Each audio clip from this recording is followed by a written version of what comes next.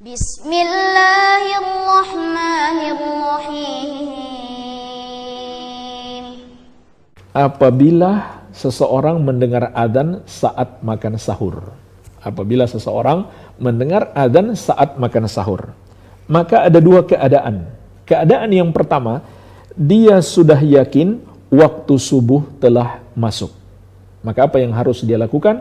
Saat itu juga dia hentikan makan sahur. Karena itulah perintah Allah, wa kulu washrabu hatta yatabayyana lakumul khaytul abyadu minal khaytil aswadi minal fajr thumma atimmus siyama ilal lail. Makan dan minumlah kalian sampai menjadi jelas bagi kalian benang putih dari benang yang hitam, yaitu munculnya fajar atau masuk waktu subuh. Kemudian sempurnakanlah puasa sampai malam atau sampai masuk waktu maghrib. Maka ayat ini jelas, makan dan minum itu sampai masuk waktu subuh. Jadi ketika seseorang sudah yakin masuknya waktu subuh, segera dia berhenti makan dan minum. Keadaan yang kedua, apabila dia masih ragu masuknya waktu subuh. Apabila dia masih ragu masuknya waktu subuh. Jadi dia sedang makan sahur, tiba-tiba terdengar adzan. Tapi dalam dirinya ada keraguan. Ini kayaknya muadzin terlalu cepat. Kayaknya mereka di masjid atau dalam pengaturan jadwal sengaja dimajukan untuk berhati-hati saja. Jadi dia masih ragu masuk waktu subuh atau belum. Maka jemaah sekalian, dalam kondisi masih ragu, boleh terus makan sahur. Kenapa? Karena al-yakin la yazulu bisyak. Ini masuk dalam kaidah umum, keyakinan tidak bisa dihilangkan dengan keraguan. Awalnya yakin masih waktu malam. Kemudian muncul keraguan, sudah masuk waktu subuh atau belum? Maka keraguan ini belum bisa menghilangkan hukum asalnya. Iya. Jadi boleh dia terus makan.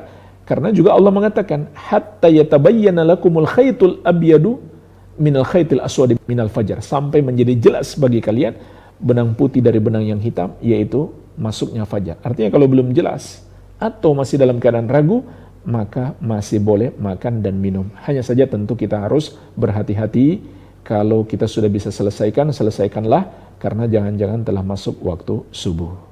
Nah jemaah sekalian, keadaan yang kedua inilah dibawa kepadanya hadis Nabi SAW yang diriwayatkan Abu Daud dari Abu Hurairah radhiyallahu anhu. Rasulullah SAW bersabda, "Idza sami'a ahadukumun nidaa wal ina'u ala yadihi fala yada'hu hatta yaqdiya hajatahu minhu."